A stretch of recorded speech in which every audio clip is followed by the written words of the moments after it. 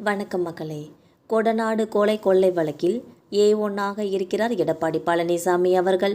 செங்கோட்டையின் கடும் தாக்கு. இந்த தகவலை பற்றி இந்த வீடியோவில் பார்க்கலாம் வாங்க. நான் திமுகவின் பி டீம் இல்லை. கொடநாடு கொள்ளை வழக்கில் எடப்பாடி பழனிசாமி தான் A1ஆக இருக்கிறார் என முன்னாள் அதிமுக அமைச்சர் செங்கோட்டையன் அவர்கள் கடுமையாக விமர்சிச்சிருக்காங்க. ஈரோடு மாவட்டம் கோபிச்செட்டிப்பாளையம் குள்ளம்பாளையத்தில் உள்ள தனது வீட்டில் செங்கோட்டையன் செய்தியாளர்களை சந்திச்சிருக்காங்க.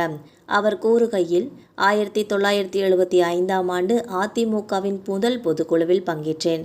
முதல் பொதுக்குழு கூட்டத்தை நான் சிறப்பாக நடத்தியதற்காக நடிகர் எம்ஜிஆரிடம் பாராட்டு பெற்றேன். அதிமுகவுக்கு விசுவாசமுள்ள தொண்டன் என்று என்னை ஜெயலலிதா அழைத்தார். தடம் புரளாமல் சலனத்திற்கும் இடமில்லாமல் பணியாற்றினேன். அதிமுக உடைந்துவிடக்கூடாது என்பதற்காக 2 முறை கிடைத்த வாய்ப்புகளை விட்டு கொடுத்தேன். தோல்வியே இல்லை என்ற நிலையில் இருந்தவர் நடிகர் எம்ஜிஆர் அவர்கள்.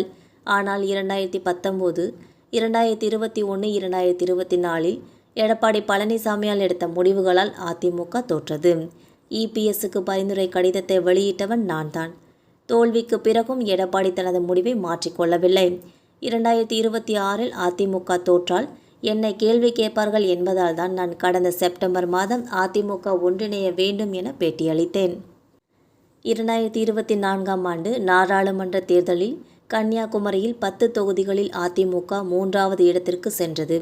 மேலும் தேவர் ஜெயந்திக்கு சென்றபோது அனைவரும் ஒருங்கிணைய வேண்டும் என்பதற்காக பேசினேன். கொடநாடு கொள்ளை வழக்கில் பேசக்கூடிய பொறுப்பு பொதுச் செயலாளர் எடப்பாடி பழனிசாமிக்கு தான் இருக்கிறது என்பதால் நாங்கள் யாரும் அது குறித்து பேசாமல் இருந்தோம். முன்னாள் முதல்வர் ஜெயலலிதா வாழ்ந்த கோயில் போன்ற அந்த பங்களாவில் என்ன நடந்தது என்பதை அறிய இதுவரை எடப்பாடி பழனிசாமி குரல் கொடுக்காதது ஏன் என்று கேள்வி எழுப்பியுள்ளார். நான் திமுகவின் பி டீம் என்கிறார். திமுகவின் பி டீம் யார் என்பதை இந்த நாடறியும். எனவே கொடநாடு கொள்ளை வழக்கில் எடப்பாடி பழனிசாமி A1ஆக இருக்கிறார் எனவும் செங்கோட்டையன் அவர்கள் தெரிவிச்சிருக்காங்க.